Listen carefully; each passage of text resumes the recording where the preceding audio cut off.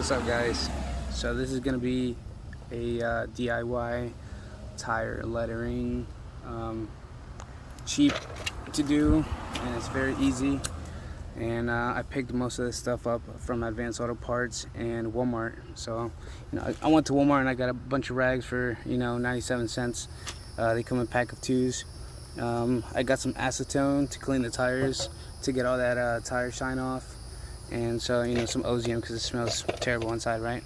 And so I got this pen from Advanced Auto Parts, and it was like $8.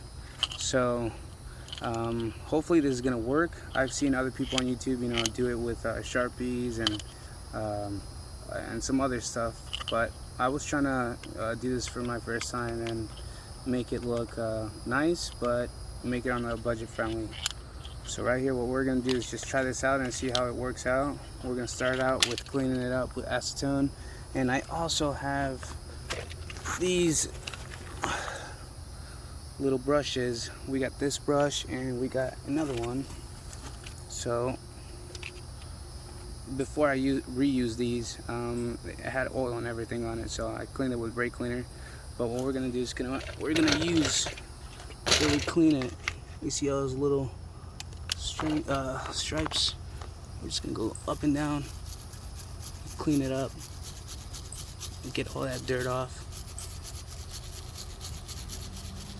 and so we can get all that stuff off and do the Bridgestone with the line up here. So maybe the line up here, but we're gonna get started on that. All right, so we're gonna start out with cleaning up all that